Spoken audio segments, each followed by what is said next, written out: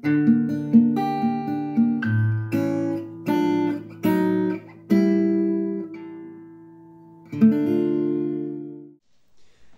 dia, boa tarde, boa noite, meus queridos telespectadores. Eu sou o Guilherme Góes. E eu me chamo Gabriel.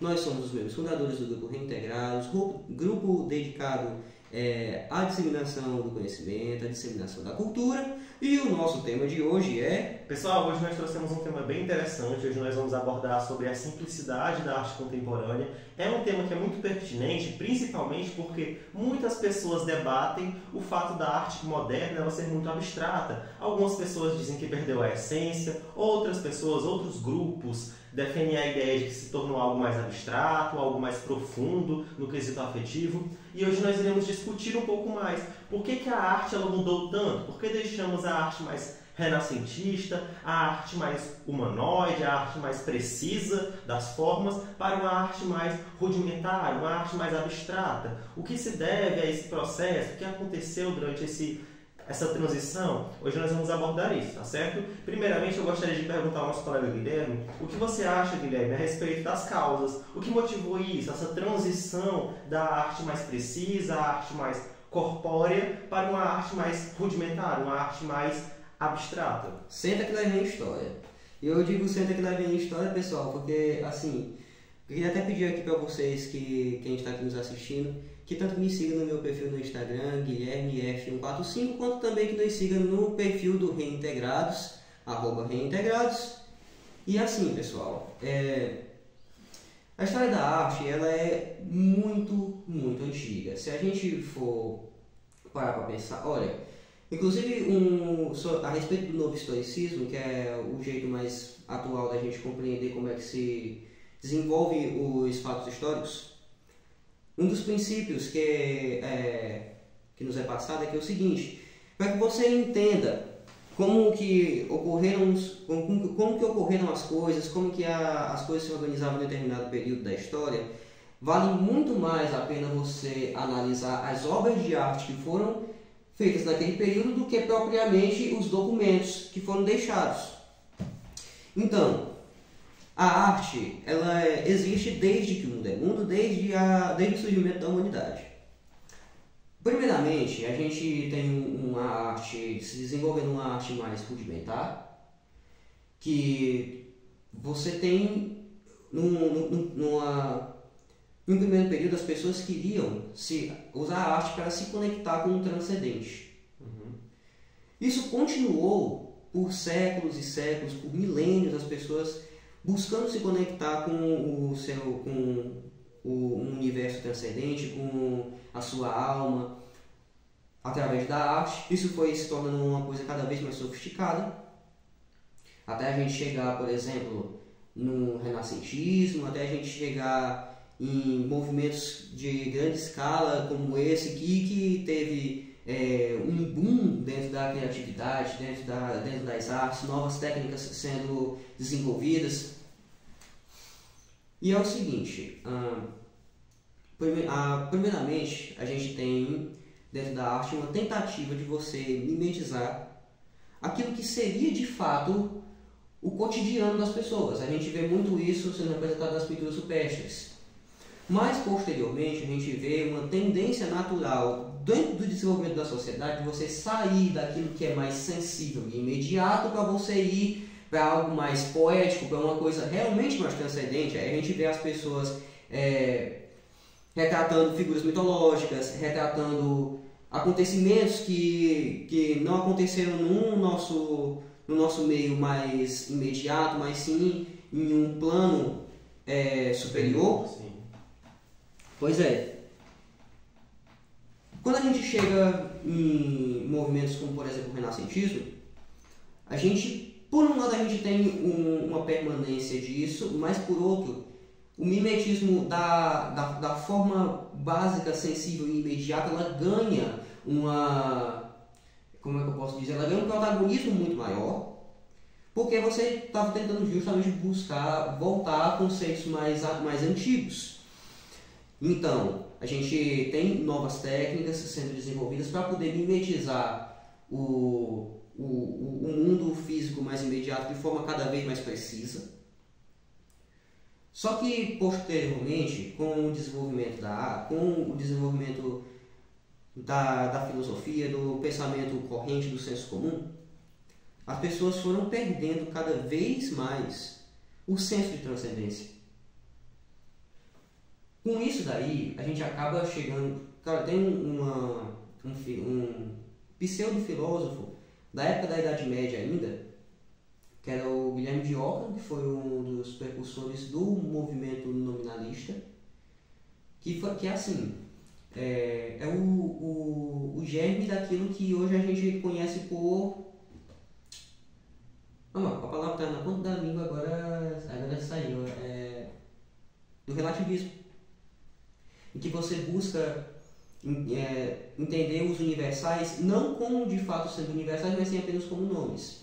Então, se a gente pega, por exemplo, aquele exemplo que Platão deu, que a beleza que em um certo diálogo, Platão estava conversando com um sofista e ele perguntou o que é a beleza, entendeu? Perguntou para o cara o que é a beleza, então ele deu uma resposta. Ele disse o seguinte: a beleza é uma mulher bonita. Porque ele disse beleza é uma mulher bonita, aí Platão foi discorrendo. Então eu não sabia que você desprezava a arte grega. Não, a arte grega, certamente a arte grega é muito bonita. Mas quando você vê assim um cavalo excelso, um cavalo assim, pauleira, forçudo, aquele bicho de trabalho, você não disse que ele é um cavalo belo? Logicamente, é um cavalo belo. Sim, mas e a história de Atenas? Não é uma história bonita? Com certeza é uma história bonita. Porra, agora me diga aqui, Elemento, o que é que a mulher, o cavalo, a história e a arte têm em comum? A isso os antigos denominavam universais. No movimento nominalista, você tentava entender que os universais na verdade não existem e que aquilo que você está chamando de beleza são elementos particulares que você simplesmente está dando o mesmo nome. Com isso você acaba perdendo uma noção da arte que Aristóteles já colocou muito bem na metafísica, que é o seguinte: a arte ela se baliza pelaquilo que é melhor e o que é pior.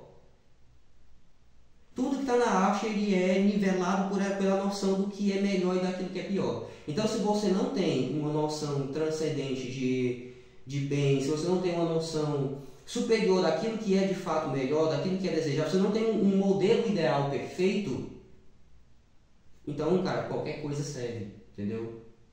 Então, qualquer coisa serve. E hoje em dia a gente vê que isso faz muito parte do senso comum. Hoje em dia a gente vê que, por exemplo, no âmbito da música, há muitas pessoas que defendem certos estilos que são inegavelmente inferiores a outros, porque diz que é simplesmente uma questão de gosto, quando na verdade não é. Olha, eu vou dar aqui exemplo. Eu sou muito fã da Marinês, por exemplo. Marinês, nossa rainha do chachado, que nordestina, uma pessoa que construiu uma tradição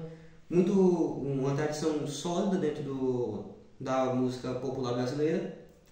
Entretanto, eu vou até comparar aqui para a pessoa não estar dizendo que eu sou elitista aqui, não sei o quê, vou comparar com outros artistas populares também. Eu não posso dizer de maneira nenhuma que a Marinês está no mesmo nível do Tom Jobim, simplesmente porque é o seguinte, cara, eu como músico, e eu tendo a capacidade de analisar a harmonia e a melodia, eu consigo perceber o seguinte: olha, o Tom Jobim, ele foi uma pessoa que ele teve um estudo, uma preparação muito melhor, ele dedicou muito mais tempo, muito mais esforço à produção das suas músicas. Cara, tudo no repertório do Tom Jobim é mais sofisticado do que no da Marinês. Eu sou apaixonado pelas músicas da Marinês, mas assim mesmo eu não posso dizer de maneira nenhuma que Tom Jobim e Marinês estão no mesmo nível. Então, no caso, você defende essa questão de que a arte ela pode se sobressair uma em relação à outra dependendo do estudo, dependendo do aprimoramento, certo? Logicamente, eu não poderia dizer, por exemplo, que a produção de um aluno que começou a pegar no violão hoje, ele está no mesmo nível do Johann Sebastian Bach, maior músico de todos os tempos. Isso é até loucura, gente. Uma característica básica da histeria é quando a pessoa ela já não acredita mais naquilo que ela vê, naquilo que ela ouve, naquilo que ela sente, ela acredita naquilo que ela pensa. Olha, é nítido, é uma coisa que é óbvia para todo mundo. Tem certas produções de hoje em dia que ou são apenas zoadas ou são apenas coisas informes que não significam coisa nenhuma, mas que estão sendo vendidas como sendo algo de igual valor às produções dos grandes artistas. Justamente pela questão do vício da fixação no ritmo, né? Geralmente a pessoa nem se compra pela letra, ela se compra pelo ritmo mesmo. O ritmo é chamativo, é viciante, né? Música moderna. Enfim, pessoal, eu concordo bastante com o posicionamento do Guilherme e eu gostaria de complementar em alguns pontos, principalmente nessa ideia de que o que motiva essa transição da arte mais arcaica, da arte mais desenvolvida, mais profunda, para uma arte mais abstrata, é justamente pela mudança na motivação do ser humano. Porque a arte, ela é uma ciência, digamos assim, ela tem um objeto de estudo, tem diversos, e ela se modula, ela se altera juntamente com a história do ser humano. Então, por exemplo, o ser humano da antiguidade, pós-idade média, no renascentismo italiano, qual era seu objetivo? Não era mais ser voltado para a religião, para a teologia, era ser voltado para si, era entender o eu, entender o ego e também compreender as manifestações emocionais e também manifestações psíquicas do outro, do alter. Então, assim, por isso que nós temos no período do Renascimento italiano obras magníficas, obras de Michelangelo, estátuas impecáveis,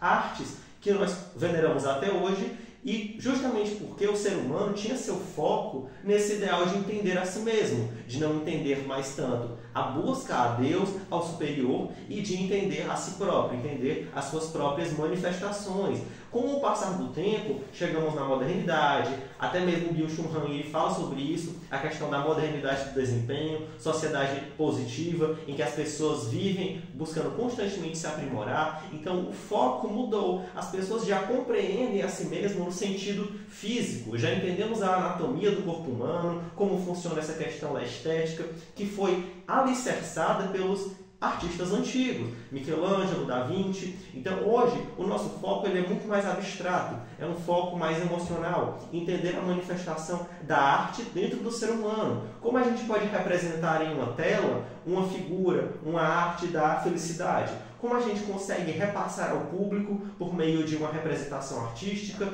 a sensação de medo, de tristeza, de saudade, de, sei lá, esperança. Então, assim, o objetivo contemporâneo não é mais representar algo físico, e sim representar, ou melhor, buscar representar algo metafísico, algo abstrato, de uma maneira que você consiga repassar ao seu público. Então, assim, eu compreendo que a arte ela vai se modificando à medida que a sociedade se modifica e modifica suas orientações. Então eu acredito nisso, que hoje a modernidade é muito voltada para a questão da busca pelo entendimento das emoções e pela transmissão desses efeitos psicológicos que uma arte pode trazer para o seu público.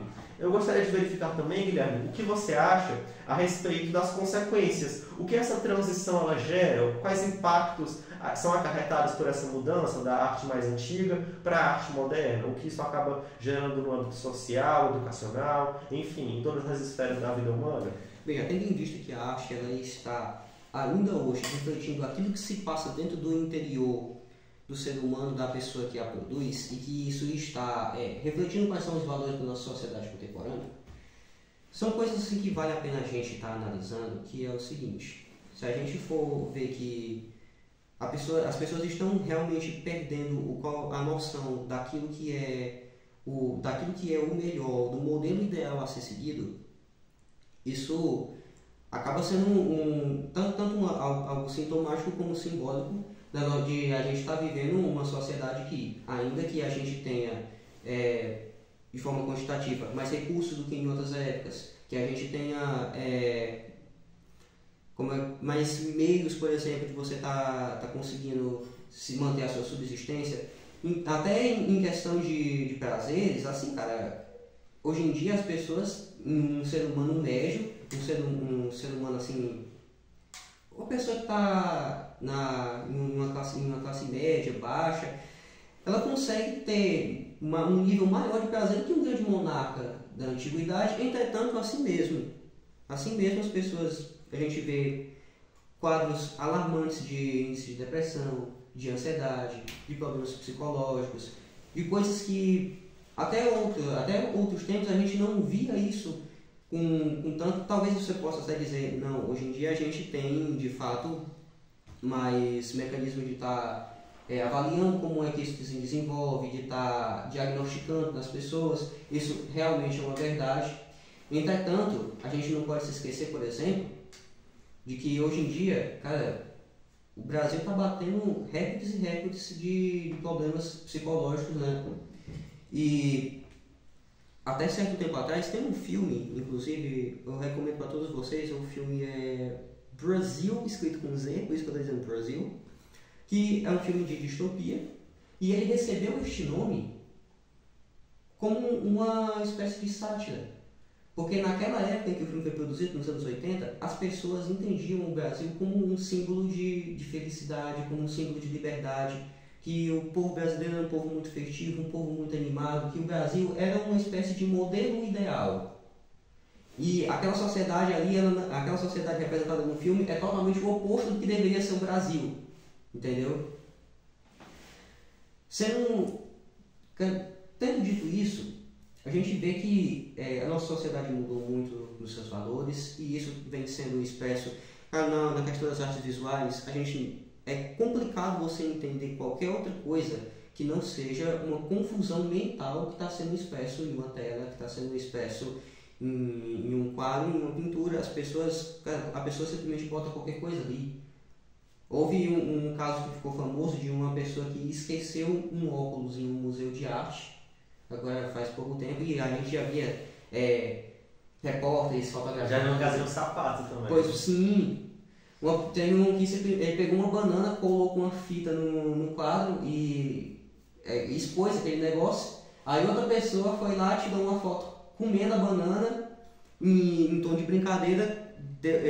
Colocou o nome daquela fotografia de artista com fome. Outra coisa também que aconteceu há pouco tempo, a pessoa pegou uma pedra e expôs no museu. Ele nem sequer esculpiu a pedra, ele só pegou a pedra na pedreira e colocou lá. Eis aqui a minha arte. Então, as pessoas já não estão mais entendendo o que é arte, você não está mais entendendo o que é o transcendente. Aí o que a gente vê, o que é isso? É a confirmação do mito de Atlântida, de Platão. Eu acho que nem todo mundo sabe do que se trata, né? O mito de Atlântida. O vídeo já está com 17 minutos, está começando a ficar grandinho. Mas é o seguinte, pessoal. Atlântida foi uma cidade que foi fundada na mitologia grega ao redor do culto a Poseidon, só que conforme o tempo foi passando, as pessoas foram perdendo cada vez mais a noção da noção de transcendência, de que eles tinham uma origem divina, e foram se tornando pessoas cada vez mais materialistas. No final da história, eles acabaram travando uma guerra contra Atenas, que era uma cidade que tinha um poder bélico muito inferior. Eles perderam e foram tragados pelo mar. Bom, também interessante essa metáfora, Guilherme, essa citação aí. E assim, eu realmente concordo, principalmente nesse ponto, que as pessoas acabam perdendo muito do entendimento. O que acontece? Qual é o meu ponto de vista sobre os impactos da arte contemporânea, a arte mais abstrata? Eu acredito que o problema não seja nem a arte representar, ou pelo menos buscar representar, a parte emocional do ser humano. Eu acredito que é a questão dos atributos que são impostos à arte. Porque, por exemplo, antigamente, o que era arte? Era uma arte que demonstrava habilidade. Não era qualquer pessoa que poderia desenhar, poderia esculpir como Michelangelo ou como Da Vinci. Tinha que ter um preparo. Então, a habilidade, e não o patrimônio, não o status, mas sim a disciplina, o seu preparo, a sua capacitação, era o que diferenciava um bom pintor, um bom artista, de um mau artista. Era o que elevava a arte, o que deixava um determinado grupo de arte em um pedestal. Hoje em dia, eu acredito que o problema não seja nem tentar representar as emoções, mas sim o valor capitalista, ou melhor, o valor comercial e o status que é atribuído à arte. Como o Guilherme falou, hoje em dia, qualquer coisa, até mesmo uma coisa banal, pode ser colocada em um pedestal e as pessoas venerarem como arte. Se você chegar no Louvre ou então em algum museu famoso e colocar um sapato ou colocar um óculos, as pessoas vão venerar, porque podem nem entender o porquê daquilo estar ali. Mas por estar em um lugar de grande renome, de grande status, socialmente construído, vai ser venerado, algo vai ser idolatrado como arte, por mais que seja algo simples, por mais que eu pegue uma pedra na rua e coloque lá perto de uma arte famosa. As pessoas podem nem entender, nem acreditar naquilo, mas vão tirar fotos, vão venerar aquilo, porque acreditam que seja arte por estar naquele lugar, por estar com uma situação de veneração, por uma situação de status, e não por ter uma habilidade expressa naquilo. Então, assim, eu acredito que a arte ela pode sim buscar representar a emoção, mas só que o problema da arte hoje em dia, pelo menos ao meu ver, na minha perspectiva, é que a arte ela se tornou algo cada vez mais, como eu posso dizer, algo cada vez mais contemplável pela habilidade e cada vez mais valorizado pelo status. Então a arte geralmente, principalmente a arte mais abstrata, moderna, muitas das vezes ela não tem uma habilidade inerente, não tem uma capacitação tão grande por parte do artista, mas por estar em um lugar de pódio, em um lugar de status socialmente construído, em um lugar elitista, acaba gerando toda uma questão de mídia, toda uma questão de paparazzi, uma questão de publicização. Então a arte moderna, eu acredito que o problema é justamente essa questão do status que é imposto à arte, porque a arte deixou de ser algo contemplado pela habilidade e mais pelo status, pelos atributos sociais. O martelo do cancelamento ele é muito mais artístico do que a banana grudada no quadro. O nosso martelo do cancelamento é muito mais artístico do que a banana grudada no quadro. A gente podia falar muito também, porque a gente tem tempo para isso. Inclusive, se vocês aí quiserem que a gente fale a respeito de cultura de massa e como que ela vem prejudicando a arte, não se, cara, deixa aí nos comentários e já peço inclusive para você que está aqui nos assistindo que se inscreva no canal, que deixe o seu like e ative o sino das notificações para não perder os próximos conteúdos que serão postados. Assim, é um negócio que vem prejudicando demais a arte, cara. Realmente a gente vem perdendo muito esse senso de como que você deve trabalhar. Porque, olha, eu tinha falado aqui que a arte atual, principalmente quando a gente vê na parte visual, você está retratando muito confusão mental. Mas se você quiser ver uma confusão mental sendo retratada de forma verdadeiramente artística, assista Neo Gênesis Evangelho.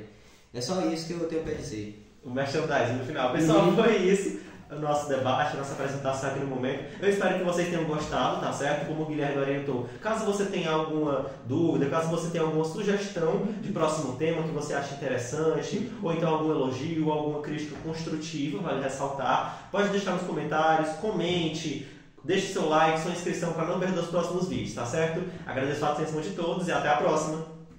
Tchau.